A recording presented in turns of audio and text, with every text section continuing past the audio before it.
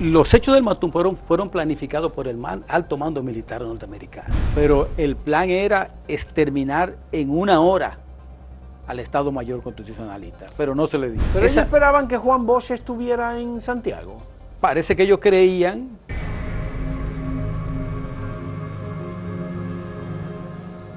El ataque del 19 de diciembre de 1965 en el Hotel Matún a un grupo significativo de militares constitucionalistas encabezados por Francisco Alberto Camaño fue un acontecimiento de una importancia capital en la vida posterior de Francisco Alberto Camaño.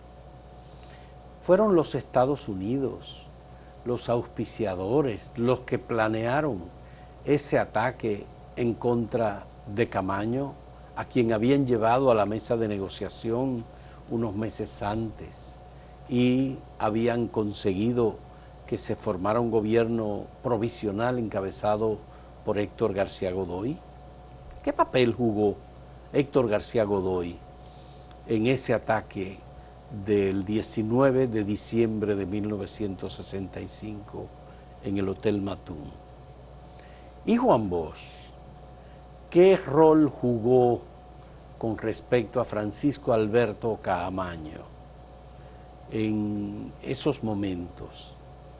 Camaño escribió un texto bastante amplio sobre los ataques contra él y contra sus compañeros en el Hotel Matún, documento del cual se tiene poco conocimiento, pero que tuve la oportunidad de leer ese discurso, sobre todo porque en un momento lo tuvo Hannes Hermann en sus manos y estaba trabajando con ese texto. Tenemos con nosotros a Fidel Soto Castro, que es un viejo militante del movimiento revolucionario 14 de junio, que estuvo informado de lo que ocurría alrededor de Francisco Alberto Camaño y particularmente del profesor Juan Bosch, y de eso a nosotros nos interesa conocer su punto de vista, porque en nuestro criterio Francisco Alberto Camaño cambió su criterio sobre los Estados Unidos fundamentalmente después de los ataques del Hotel Matún. Fidel, como hombre de la política y como conocedor de Francisco Alberto Camaño, sabiendo tú todo lo que pasó en el Hotel Matún el 19 de diciembre de 1965, ¿cuál es tu juicio sobre el rol que juega ese ataque, ese intento de asesinato, en por lo menos tres momentos: la iglesia, el cementerio y en el hotel? Bueno, buenos días y gracias por la invitación que me hace. Difiero de ti en cuanto al papel jugado por la acción del Matún en la transformación anti-yanqui del coronel Camaño. Para mí, el coronel Camaño comenzó a evolucionar desde el mismo 28 de abril, con la invasión norteamericana. Pero el punto más alto le llega el 15 y 16 de junio, porque fueron 2 días de bombardeo del ejército norteamericano, no del CEFA, no del ejército dominicano, sino directamente del ejército norteamericano, en una acción totalmente criminal con el fin de lograr el exterminio de la fuerza constitucionalista. Ya lo del Matún viene a ser un escalón más en esa actitud que él tomaría, que lo llevaría de ser un guardia, de ser un hombre del sistema, de ser un perseguidor de motines políticos, a convertirse en un hombre totalmente diferente. Pero, ¿qué es lo que causa lo del Matún? Me gustó mucho la entrevista que le hiciste al señor Bill Wall. William Wall. Me gustó el funcionario del Royal Bank of Canada en República Dominicana. Me gustó la similitud de la caballería que él empleó. Sí. Resulta que los hechos del Matún fueron planificados por el alto mando militar norteamericano. Norteamericano. Claro. No por la gente del CEFA, San Isidro. No, y te voy a decir claramente porque Los análisis políticos uno tiene que hacerlo desde distintos ángulos y buscar las causas y buscar los elementos de prueba. Entonces tenemos lo siguiente: el país está ocupado militarmente a nivel nacional por las tropas norteamericanas. Tienen varios asesores militares clave, pero tienen varios asesores políticos y agentes. Ya para esa época aquí estaba Anthony Ruiz, aquel señor que es luego ajusticiado en Uruguay. El plan de contingencia y de exterminio comenzó desde la misma revolución y siguió hasta septiembre. Recuérdate el asesinato del comandante Pichirilo. De Pichirilo, sí. El asesinato del teniente Bisonó Mera en Navarrete, por la espalda, esos dos. Y el secuestro y asesinato quemado del mayor Luis Andrócles Arias Collado. Dinamitaron la revista Ahora.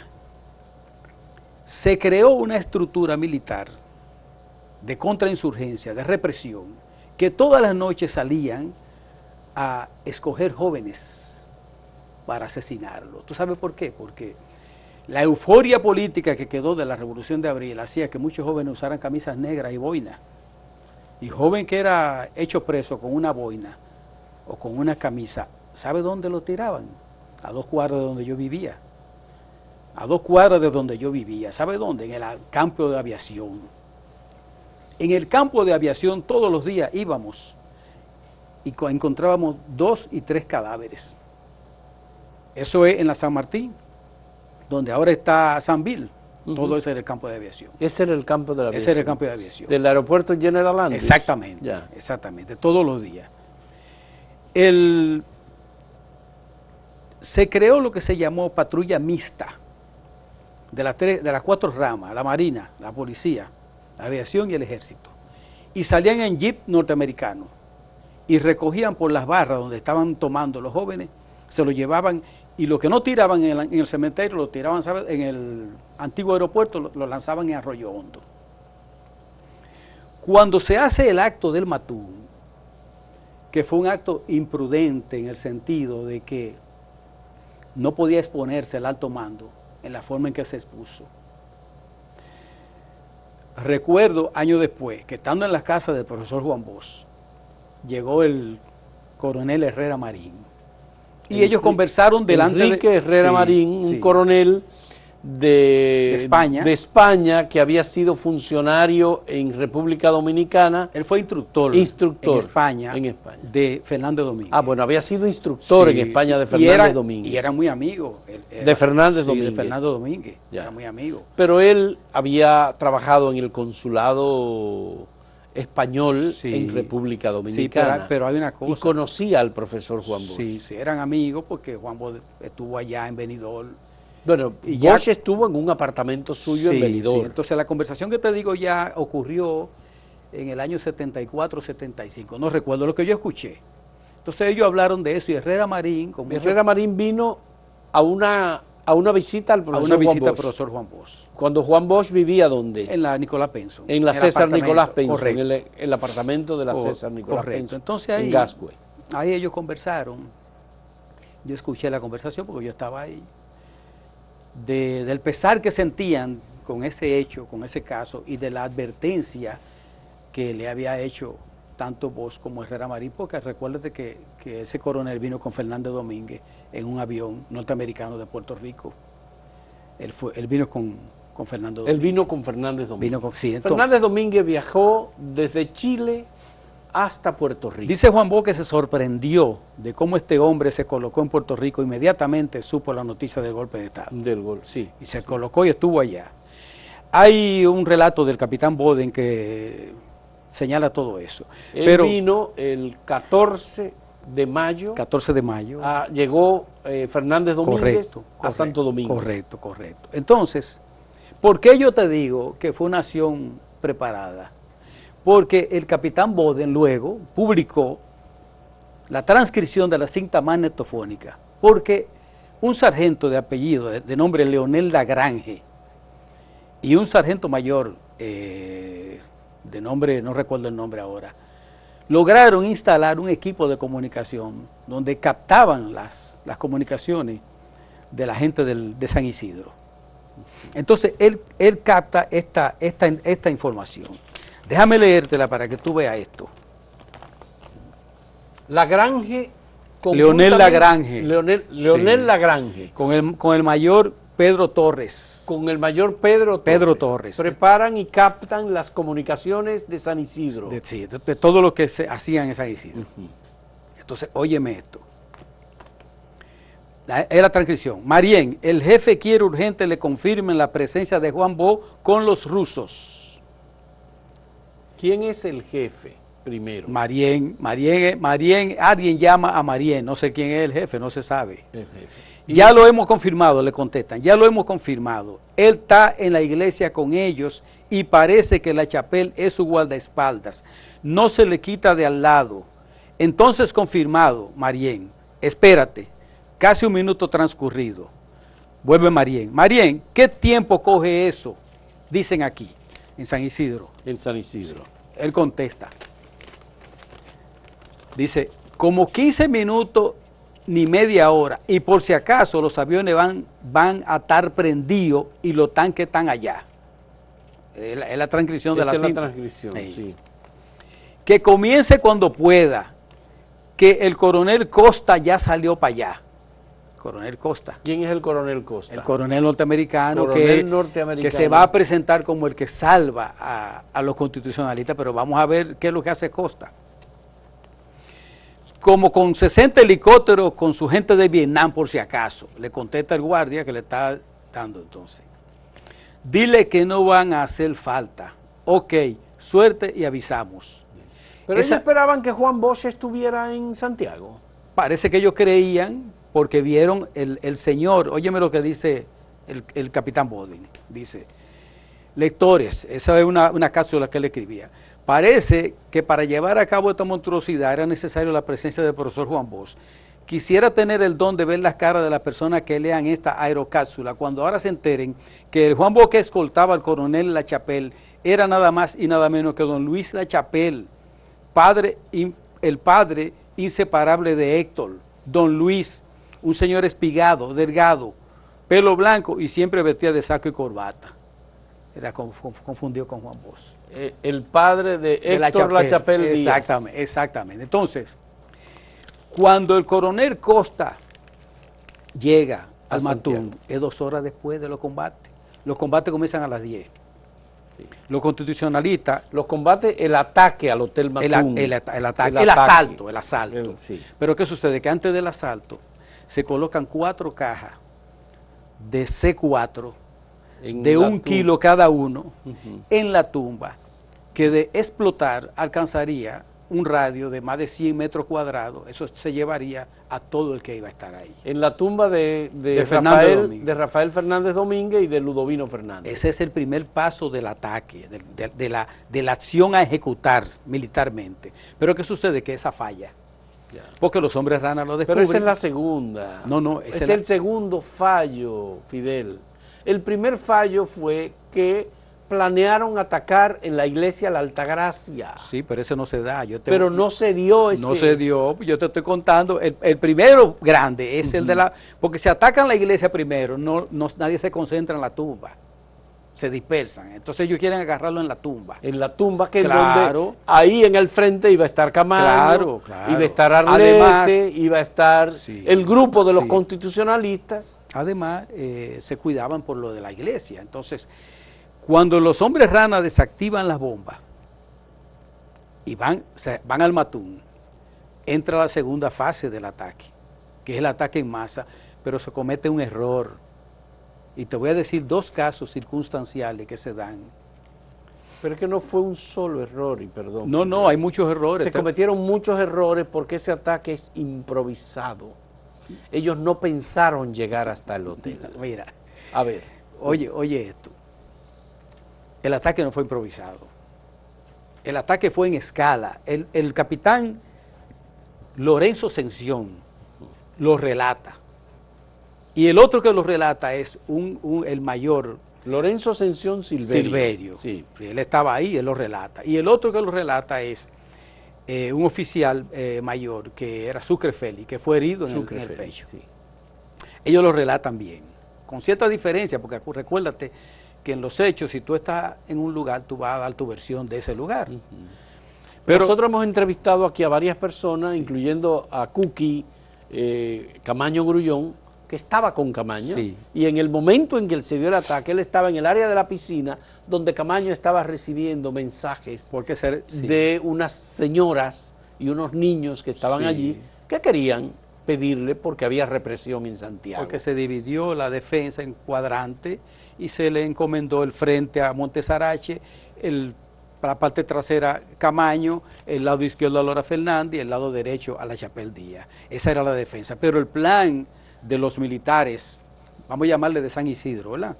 Era tomar 3 lugares estratégicos y dejar un abierto para que cuando lo atacaran se dirigieran, salieran por ahí rumbo a la base aérea. Ellos se dieron cuenta de que era un ataque de pinza.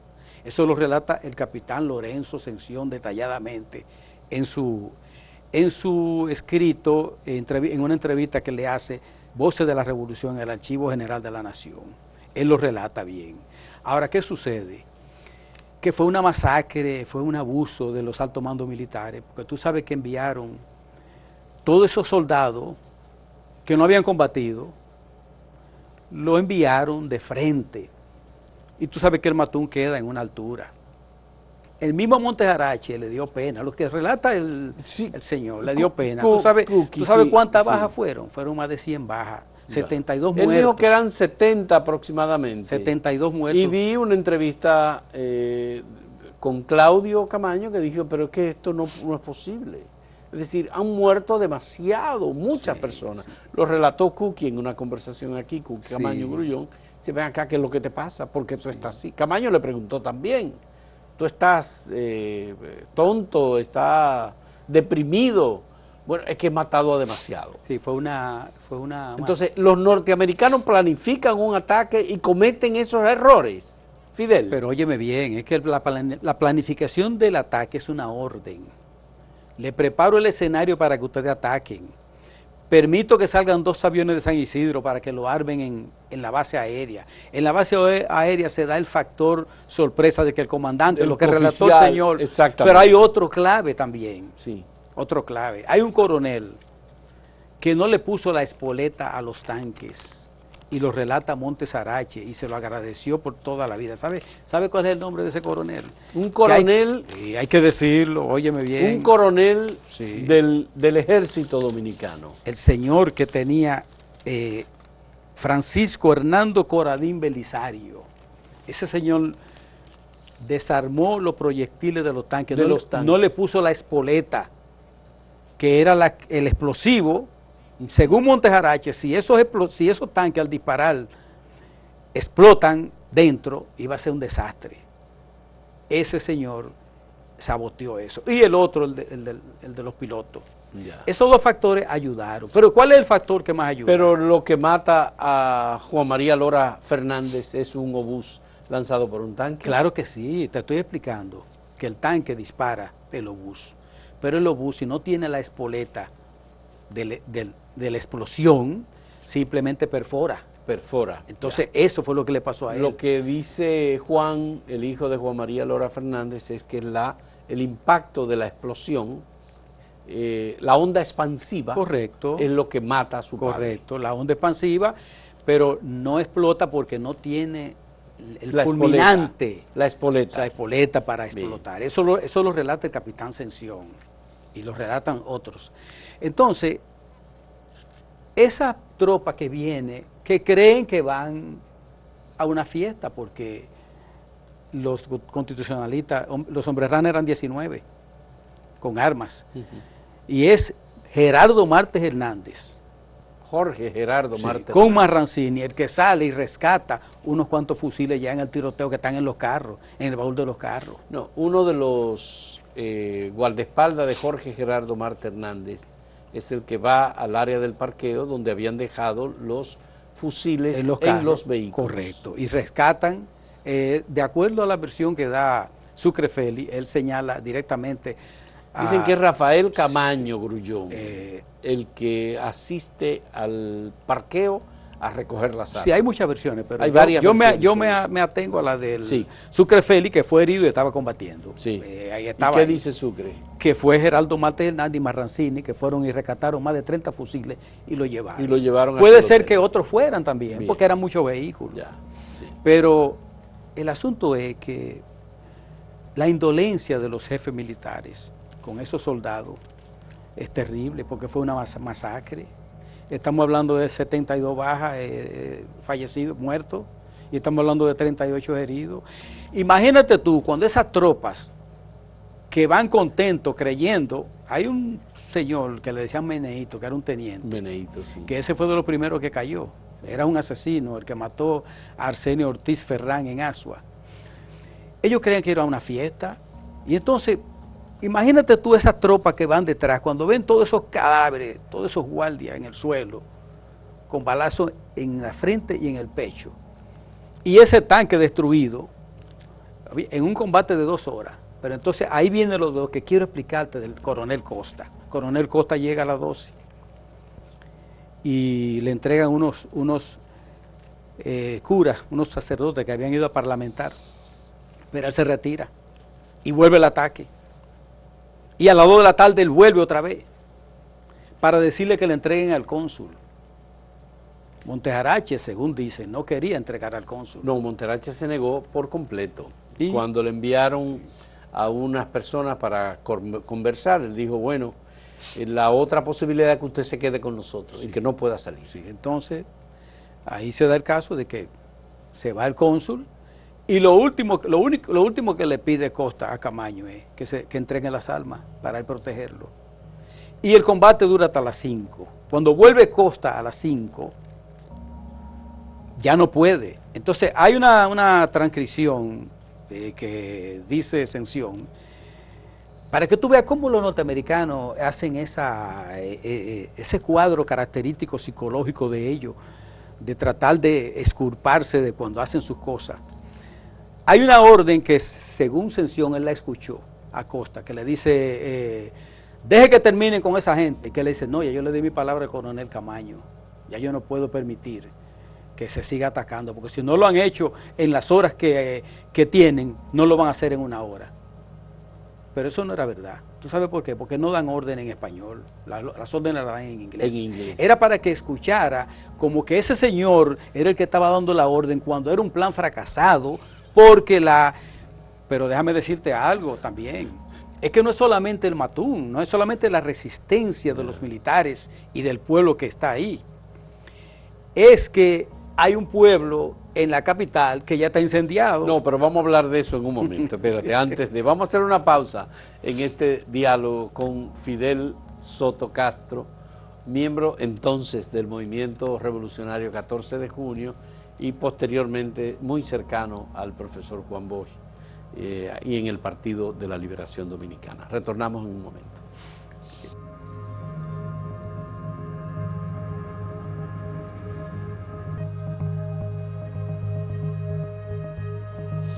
Fidel, a mí me gustaría que me precisaras bien.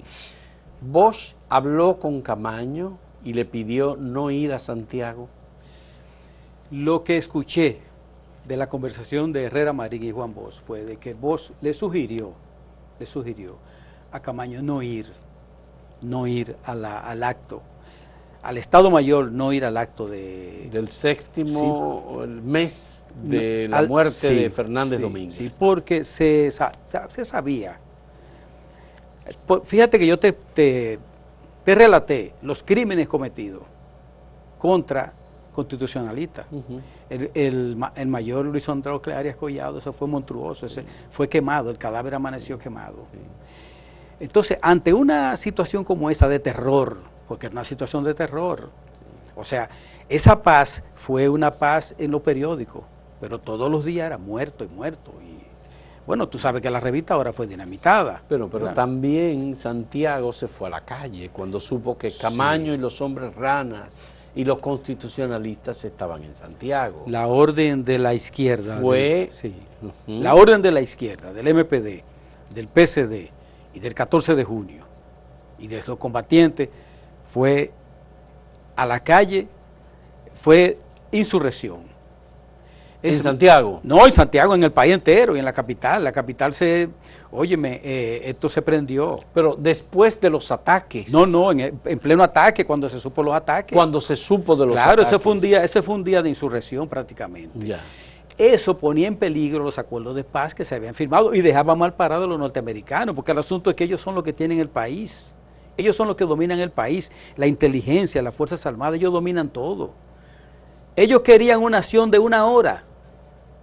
Exterminio 1 hora en Santiago. Bueno, porque ellos tenían la idea de que podían exterminar a este grupo que iba sin armas de guerra, correcto, que iba desprevenido. Correcto. Se tiene entendido también que Héctor García Godoy varias veces le pidió a Camaño no ir a Santiago.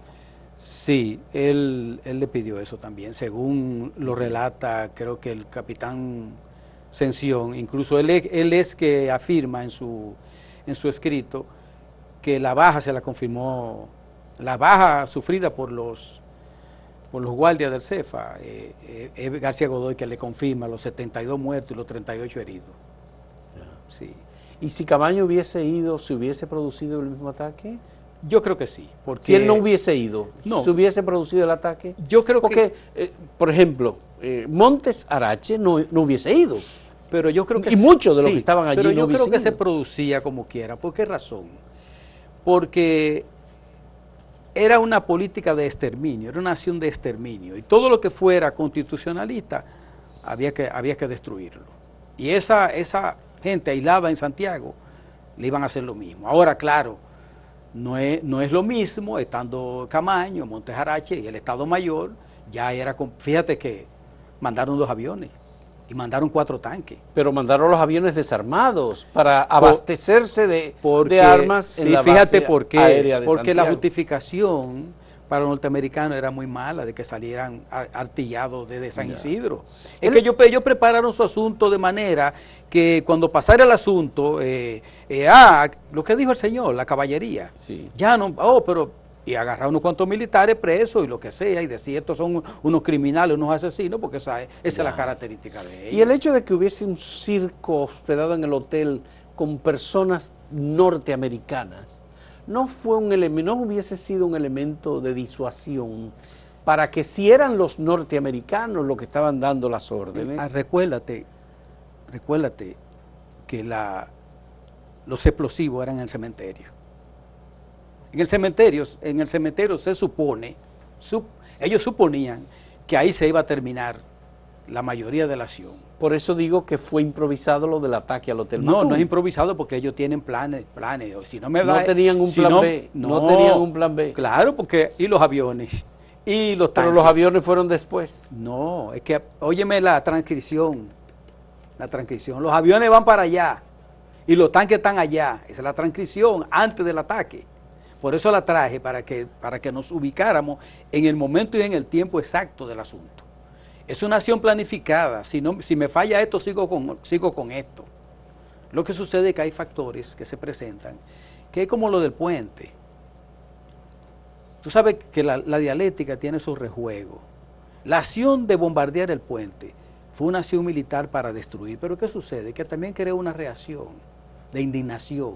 Y en vez de disminuir la resistencia del pueblo, aumentó la resistencia del pueblo. Entonces cuéntame ahora sí, ¿cuál fue la orden que dio el Partido Revolucionario Dominicano con Bosch a la cabeza y la orden que dio la izquierda con respecto a los ataques en Santiago contra el Hotel Matún? Yo no puedo decir... Estamos en diciembre. Sí, pero no desconozco la orden de Bosch porque yo no conozco eso, pero sí Pero vi el relato de un miembro del PRD de San Francisco de Macorís en uno de los programas que hizo Cornelia Margarita hace 30 años, en donde Bosch le dice, lancen todo a la calle, vamos a echarle fuego a este país por todos lados. No lo dudo porque él sabía que era debido a muerte. Por eso todos los combatientes, PRDistas, catorcistas, PCDistas, MPDistas, todo el mundo se lanzó a la calle. ¿Qué pasó en la capital? En la capital, incluso algunos, entre ellos Fafa Tavera, no recuerdo si Amin Abel, tomaron una emisora, llamaron al pueblo a la calle. Bueno, todas las bases políticas de los partidos de izquierda se lanzaron, incluso comenzaron a sacarse las armas. que estaban guardadas. Que estaban guardadas. Sí, que estaban bien guardadas, y tú sabes que en una acción rápida, para sacarla, algunas estaban enterradas, comenzaron a sacarse las armas. El asunto es que a las 5 de la tarde se detuvo todo, porque el ataque se detuvo a las 5. Pero el plan era exterminar en 1 hora al Estado Mayor Constitucionalista, pero no se le dio. Pero ese fue un error de cálculo, porque los norteamericanos parece ser que no midieron la capacidad de resistencia, por un lado, Los norteamericanos, o sí, factores que no estaban contemplados, como el tema de la espoleta de los tanques, sí, o el tema de la... Si los aviones de la Fuerza Aérea Dominicana, los P-51, hubiesen estado preparados y disparaban contra el hotel, lo destruían. pero es que hay factores que se dan. Los norteamericanos quieren hacer el asunto y no aparecer como ellos organizadores. Echan los perros, chuban los perros y ellos se protegen, porque eso fue lo que hicieron. ¿Cómo tú te explicas que van a salir 2 aviones de San Isidro cuando está todo controlado por los norteamericanos? Pero lo que pienso es que es un ataque muy burdo, y es un ataque en el que mueren demasiados hombres de las Fuerzas Armadas regulares, Sí. del gobierno de Héctor García Godoy, que parecía además un cero a la izquierda, porque no había manera. Tú podías hablar con el presidente, y el presidente Héctor García Godoy no tenía mando con los militares. No, el mando lo tenían los yanquis. El mando del país lo tenían los americanos. Los americanos firman el acta institucional y el acta de reconciliación. ¿Y quiénes son los que salen del país? Son los constitucionalistas los que sacan, los que deportan. Los asesinos se quedan aquí. Todos los coroneles asesinos de San Isidro, La Caja, ese Isidoro Martínez, todo Pérez y Pérez, Lluvere Montá, todos se quedaron y todos se dedicaron a asesinar y a matar. Toda esa planificación no es una planificación propia, una acción propia del ejército norteamericano con sus efectivos, como fue lo de la operación limpieza, que ahí sí ellos organizaron eso bien. Fíjate que en el ataque al Matún, la infantería comenzó primero. En la operación limpieza la infantería iba detrás de los tanques, porque ahí organizaron bien. Sí. En Santiago no hubo eso. No, porque, no hubo eso. Porque se creyó que iba a ser fácil, no se pensó que iba a haber una resistencia de ese tipo. Y no se pensó, óyeme, ¿tú sabes lo que destruye un tanque de guerra? Cuando esos guardias vieron ese tanque destruido, y cuando vieron todos esos cadáveres, ya ahí era retirada. Pero tú sabes qué fue lo que les tiraron a los tanques, ¿verdad? Porque no es tanque destruido. No, el testimonio que yo escuché es que los tanques, ellos lo que le tiraron fueron floreros. No, una granada. No parecían granadas, pero no eran granadas. No, una granada. Hubo una granada. Sí, claro, tenía granada claro en que el sí. grupo? Los hombres rana tenían granadas. Mira, ellos dejaron una granada.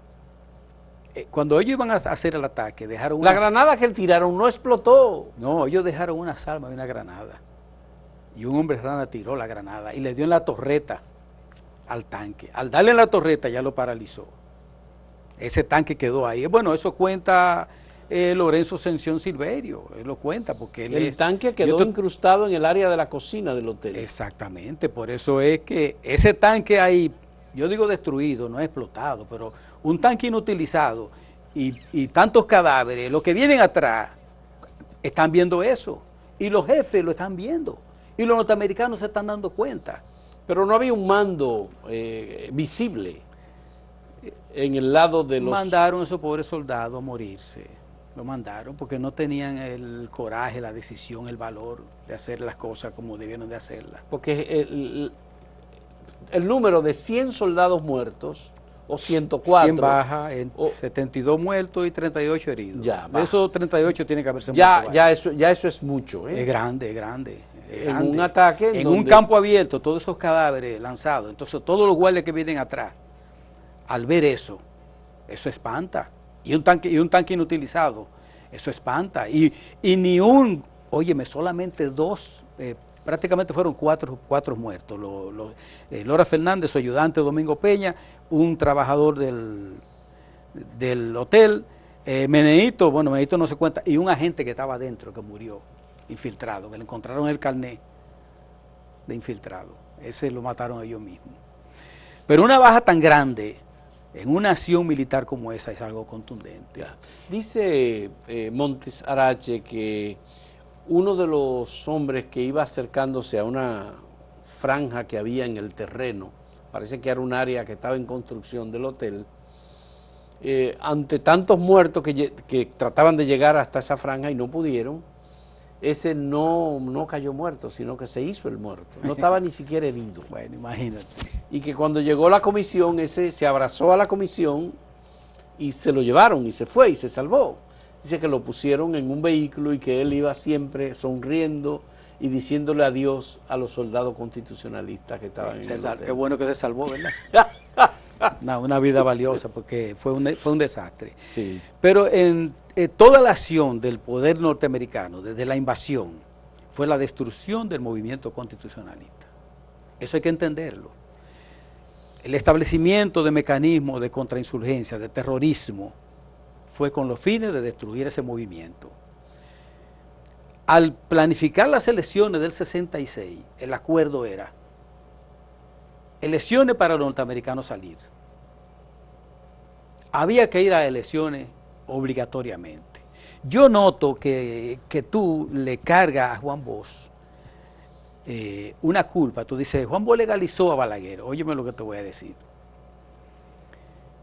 El contrincante de Balaguer era el PRD, pero en las elecciones participa el Social Cristiano y el 14 de junio participan en esas elecciones. Pero en esas elecciones se participa, ¿tú sabes por qué?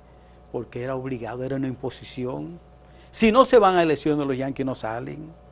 Pero además te voy a decir algo. ¿Tú sabes cómo fueron esas elecciones? Tú sabes que el candidato del PRD fue el profesor Juan Bosch. Bosch, Claro. Candidato presidencial del PRD. Claro. Y Juan Bosch no salió a la calle. No, es que no tenía que salir. Y te voy a decir por qué. Pero Peña Gómez sí salió a las calles. No, Peña Gómez sí salió a las calles. Óyeme esto. Busca una hacer campaña y no era candidato. No, mira, en esas elecciones yo participé. Pero por el 14 de junio. Ajá. Participé. Sí. Y nosotros íbamos aliados al PRD. En las marchas que se hacían, nosotros decíamos, incluso, yo recuerdo que Pérez Cuevas nos tiró una consigna a nosotros que decía, Juan Bosch para adelante, la lucha contra el yanqui. Esa consigna la decíamos los catorcistas. Y Jimmy Sierra cuenta una acción de cuando ellos se metieron en la manifestación del PRD. Lo que sucede es... Pero ¿por qué legalizar unas elecciones bajo una intervención militar? Es que no es una ley. Sobre todo Juan Bosch, que era el líder, la cabeza de la oposición. Es que tú no tomas en cuenta. Ese análisis que tú haces es unilateral y no toma en cuenta lo siguiente. Si se firma un acta institucional y un acta de reconciliación donde se confirma que a 9 meses se va a celebrar elecciones y que solamente con esas elecciones que pueden salir las tropas norteamericanas. Juan Bosch es un político astuto, táctico. Juan Bosch sabe que la única manera de que el país sea desocupado es yendo a esas elecciones. Pero óyeme, el hecho de que Juan Bosch participara no era una cuestión imprescindible. No. ¿Podía participar Joaquín Balaguer nada más y no legitimar eso? No. Porque definitivamente los americanos optaron por Joaquín Balaguer. ¿Cómo tú explicas? Impusieron a Balaguer en esas elecciones, Claro Fidel. Que sí, claro que sí, pero óyeme bien. ¿Cómo tú explicas unas elecciones con un solo candidato cuando no se iban a dar? En el 70 hubo elecciones con un solo candidato. No, pero ya era otra cosa. No. Es que mira lo que sucede. Si tú te pones a observar bien la situación del país en ese momento, tú trajiste aquí a Pedro Gil Iturbide y han tratado de satanizar a Juan Bosch y ponerlo como un cobarde. Ahí hay uno que tú trajiste aquí, que ese es lo último que hay. Porque eso es el gran comandante, yo le digo. Bonaparte Gotro sí, yo sé que tú te refieres a Cabito. Sí, el gran comandante, porque él hace una serie de cosas. Él dice... Bueno, él era un hombre de mucha confianza de Juan Bosch. Era un hombre de confianza. De confianza de Juan Bosch. Sí, pero él, para acabar con Juan Bosch, se da un título que no le corresponde. Fíjate, si tú lees Voces de la Revolución, tú vas a encontrar que él dice, nosotros los que combatimos, aprendimos a combatir en el servicio militar obligatorio de la era de Trujillo. Y yo te voy a decir esto una cosa, él hizo un papel bien, heroico, bueno, pero él no fue un combatiente. Él no creó ningún comando, ni dirigió comando. Ni es verdad que... Pero había gente que no estaba en los comandos, que estaba en el equipo central y claro, no estaba en los Tolentino comandos. Díaz, todos estaban ahí. Había muchísima gente que no estaba en los comandos. Sí, pero no puede decir... Pero no puede desmeritar a Cabito Cotró pero no, sobre... yo no estoy desmeritando. Ajá. Él desmerita a Juan Bosch. Y ahora, No, él tiene una crítica con Juan Bosch y tiene todo el derecho. Sí, tiene el derecho, pero no de mentir. Porque él no puede... No, pero él no miente. Claro Yo creo que sí. Cabito tiene Claro. una posición que se ha forjado al lado de, viendo las actuaciones del profesor Juan Bosch. Duró 10 años al lado de Juan Bosch y decía que se mataba por Juan Bosch. Y su Juan Bosch le bautizó... Fue fundador del PLD, Sí, claro Cabito. Claro que sí, porque tú puedes tener diferencia política con una persona. Pero eso, por ejemplo, tú ves ese invento que él ha hecho, de que del papelito, de la rendición. ¿Por qué tú no escuchas a Milagros Ortiz Bosch, que estaba con Juan Bosch en Puerto Rico? Bueno, porque Milagros tiene una condición. Milagros no solamente es la dirigente política del Partido Revolucionario Dominicano, que fue asistente de Juan Bosch, sino que también es sobrina del profesor Juan Bosch. Pero políticamente ha hecho sus críticas. Pero Milagros se fue. Milagros no estuvo Si con tú Juan te Bosch. lees en el libro de Aldete Fernández, el relato que hace Fafa Tavera de la llegada del coronel Fernández Domínguez, tú te vas a dar cuenta que eso no es verdad. El asunto del papelito, de la rendición, te vas a dar cuenta de eso. Pero vamos con las elecciones, vamos con las elecciones del 66, porque lo que me interesa es de aclarar este concepto. Mira, el acuerdo era que los partidos firmantes del acta institucional vayan a elecciones. Ese es el acuerdo. El acuerdo no es que no vayan a elecciones. Ir a las elecciones era necesario. Fíjate otra cosa que te voy a decir. Porque nada más dice, que Juan Bosch, pero el 14 de junio fue y era un partido de izquierda. Pero el PRD no estaba obligado a ir. No en medio de una situación de un país intervenido, Fidel. No es una obligación. Y además, con una represión que Juan Bosch decía que él no podía salir a la calle a hacer campaña, que si salía lo mataban. No, porque oye una cosa, a Juan Bosch intentaron matarlo el 25 de septiembre cuando vino. ¿Quién lo impide? El coronel Morillo López lo impide. Sí. Juan Bosch siempre estuvo amenazado de muerte. Lo que pasa es que Juan Bosch era un gato, en el sentido de que no era un tonto, no era un aventurero, era un hombre que sabía lo que... Es un hombre que se le salva a Trujillo, es un hombre que está en Cayo Confite. Y Rolando Maferre lo quiere matar y él no se deja matar de él. Dormía con su pistola ahí y le dijo, si me matan, seré un muerto que voy a jeder mucho.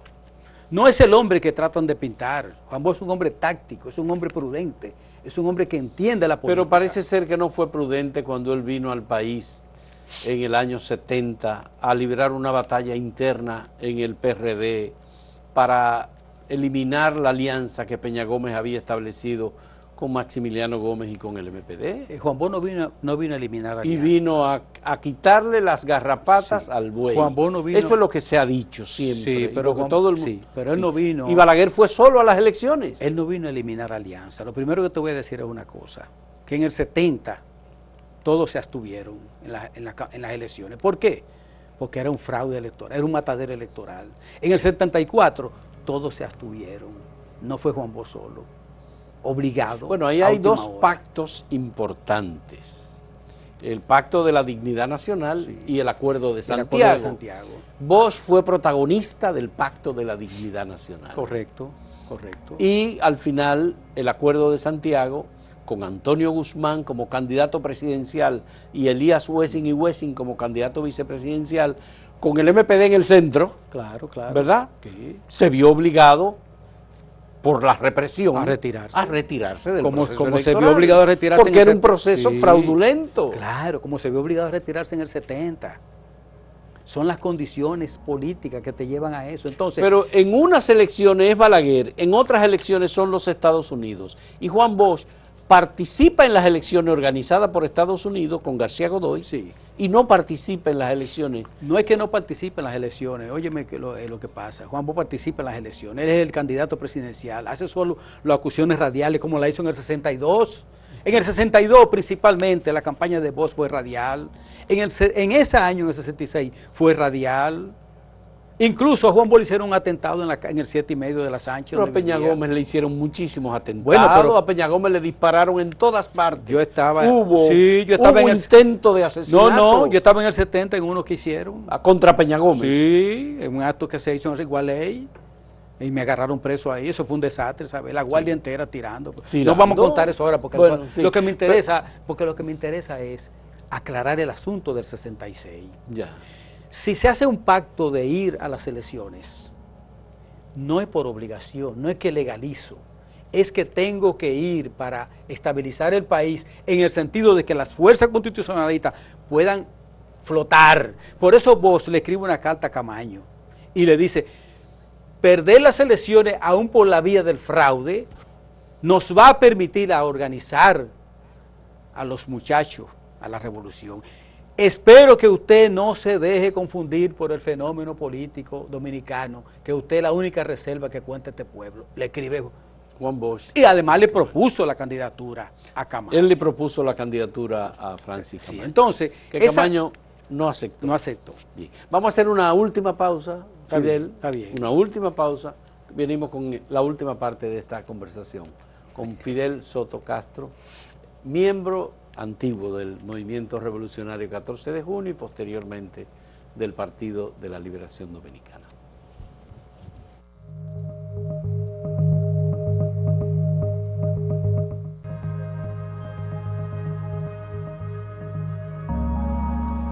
Bien, Fidel, me gustaría que comenzáramos a hacer una especie de poco conclusión sobre estos temas que hemos ido abordando. Realmente a mí me parece que el Hotel Matún es un episodio al final de este conflicto armado que obviamente conduce a un proceso electoral en junio del 1966, y cuando ya Joaquín Balaguer se establece como presidente, se inician los 12 años de gobierno de Balaguer, 12 años durísimos. Una dictadura. Con prohibición del movimiento, de la organización sindical, de las protestas, de todo lo demás. No hay posibilidad, hay un presupuesto restringido. Realmente es un momento muy duro para la sociedad dominicana. Esa guerra civil implicó una limpieza, un chapeo muy fuerte. No, terrible. Terrible. Sí, terrible. No solamente operación limpieza, no, el chapeo de los 12 años. Te puedo decir una cosa, a propósito de lo que conversamos ahorita, del caso tuyo. Sí. El día pasado, Tita Pujols fue al Centro Olímpico. Juan Bautista Castillo Pujols. Correcto. Sí. Y fue apresado e interrogado y prácticamente amenazado. Y te cuento esto porque Leonel Lagrange, sargento técnico de aviación, es el hombre que logra la comunicación, grabar descifrar la conversación del Matún que yo te acabo de leer. Del Hotel Matún, entre San Isidro y Santiago. Sí, sí. Y es el hombre que en el 1970 llega de Puerto Rico en su carro con una puertorriqueña, le chocan el vehículo, como le hicieron a Orlando Martínez, le chocan el vehículo, disimulan un accidente, lo secuestran y nunca apareció. A Leonel Lagrange nunca le perdonaron esa acción que hizo. Y lo empato con el asunto que está diciendo de los 12 años de Balaguer, porque fue terrible. Fue un plan general de exterminio, pero no supimos contestar esa acción criminal política, nosotros no supimos contestarla desde el punto de vista político. Entonces nos dejamos llevar al terreno del enemigo y eso acrecentó y logró con más fuerza los planes que ellos querían. Ya.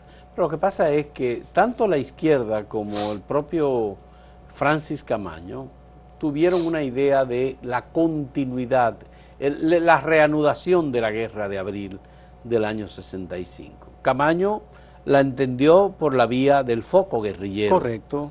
Y la izquierda la entendió por vía de la insurrección. Por diversas vías. Juan Bosch decidió que no eran las elecciones, sino la liberación nacional, que nunca se explicó cómo iba a ser esa liberación nacional. La izquierda tomó varios caminos, entre foquismo, urbano, guerrilla urbana, todo, varios caminos. Bosch, acción política,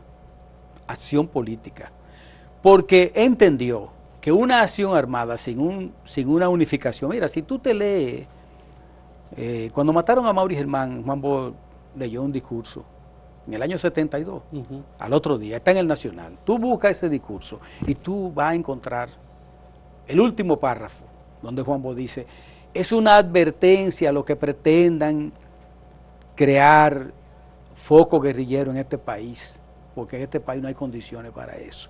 72.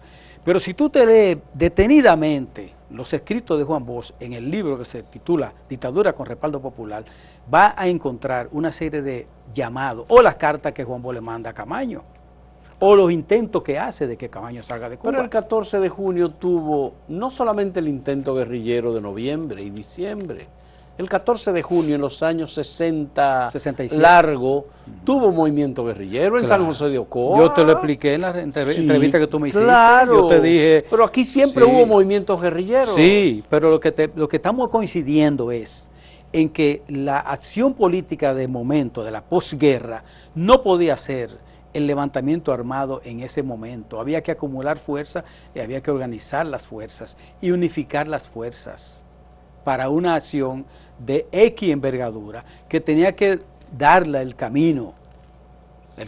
Bien. El profesor Juan Bosch dijo que las elecciones no eran la vía, que eran mataderos electorales. ¿Era cierto? Bueno, ¿cuándo cambió eso? Fue Peña Gómez que lo cambió, su adversario político. No, óyeme lo que te voy a decir. El matadero electoral se da en el 66. Fue un fraude electoral. Aparecieron las urnas. Además no se pudo hacer campaña. Que la presencia del profesor Bosch avaló. No avaló nada. El fraude con su presencia. No. De acuerdo, está bien. Él no avaló nada. Sigue. En el 70 fue fraude electoral. Óyeme lo que te voy a decir. En el 74 los militares salían con la bandera roja en los fusiles. Ya. En el 74. En el 78 fue un matadero electoral. ¿Tú sabes por qué? Porque si no es por la intervención de Carter y de Carlos Andrés Pérez, Balaguer se queda en el poder. Pero la presión aquí fue de las fuerzas internas, fundamentalmente, combinado con la presencia de Carter. La fuerza pero las elecciones la ganó muy claramente el Partido Revolucionario Dominicano. Claro que sí. Pero y Bosch propuso un gobierno de coalición con Balaguer. Error. En ningún momento, no me lo va a demostrar nunca, porque no está gobierno de coalición. Acuerdo de unidad nacional. Bueno, es lo mismo. No es lo mismo. Acuerdo de unidad nacional. ¿Tú sabes por qué? Lo que quería detener. Que el PRD no llegara al poder. No, detener la injerencia norteamericana. ¿Tú sabes quién fue que vino aquí? Fue un general de apellido Macaulay. Vino aquí. Y fue el que agarró y dijo a los militares, es el PRD que va. Y lo impuso. No, lo impuso no, el pueblo lo eligió. No, el pueblo lo eligió. Óyeme, los votos blancos llegaron. Sí, claro. Pero si esa fuerza extranjera no se impone, Balaguer se quedaba. Óyeme lo que te voy a decir. No se quedó con la mitad del poder. Se quedó con la mitad. Con el Senado. Con el Senado. Pero fraudulentamente. No, fraudulentamente no. Tramposamente. Sí. Porque fue una trampa, no fue un fraude porque los votos estaban ahí. Fue que igual que en el 90, Balaguer igual le hizo fraude a Juan Bosch también. Claro que sí, y en el 94. Y al PLD. Entonces, claro. Los mataderos... No, en el 90 fue Juan Bosch. Y en el 94 a Peña Gómez. Claro, estoy consciente de eso y lo sé, y tengo pruebas y sé todo eso. Porque yo estaba... en el 94 estaba de lleno. Peña Gómez ganó las elecciones. Claro, y en el 90 la ganó Juan Bosch. Mira, yo mandé a las 3 de la mañana una comisión a la casa de Juan Bosch, de hombres trajeados, que preguntaran en el 90, compatriota, ¿qué es lo que hay? Le dijeron, nos jodimos, ganó Juan Bosch. Y cuando ellos me retornaron donde mí, que yo estaba en el Sánchez de la Fe, recibiendo todas las actas de la parte norte, yo le dije, vámonos para la Casa Nacional, que ahora yo creo que ganamos. Y cuando llegamos a la Casa Nacional, el compañero Almanzar me dijo a mí, si nosotros no sacamos a la gente para la calle ahora, vamos a amanecer perdidos. Digo yo, es cierto lo que tú dices. Nos vamos a acostar ganado y vamos a amanecer perdidos. Y así fue. Y aún así hay gente, como un dirigente del PLD, que se atrevió a escribir, mi amigo Temito Clemontaz, a decir que Juan Bosch perdió las elecciones. Él dice que Juan Bosch perdió las elecciones. Bueno, fue Víctor Grimaldi el protagonista de eso. No Temístocles Montaño. No, te estoy diciendo lo que él escribió. Aclararlo ahora, bien. Te estoy diciendo lo que él escribió ahora en un libro. Ah, bueno, en el Está libro bien, ya. Un libro. Okay. Fidel, muchas gracias. No, muy bueno siempre conversar ti. contigo. Que tú sabes muchas cosas, tú tienes mucha información. No, que va. Muchas gracias a los amigos Lo que nos trato siguen. siempre de defender la verdad y no inventar cosas. Buscar pero, el origen de la Pero cosa. tú sabes que nosotros no somos portadores de mentiras. No, pero no lo digo por ti. Ah, bueno, no, claro, bien. por ti no, porque tú eres un entrevistador. Ya. Este es un templo y tú eres el sacerdote y nosotros somos los feligreses. Bueno, Fidel Soto Castro ha sido dirigente del 14 de junio y dirigente del Partido de la Liberación Dominicana. Le agradezco muchísimo que hayamos podido tener esta conversación como corolario casi de el tema del asalto al Hotel Matún. Muchísimas gracias, Fidel, y muchas gracias a ustedes, amigos televidentes, por su presencia y su apoyo. Hasta luego.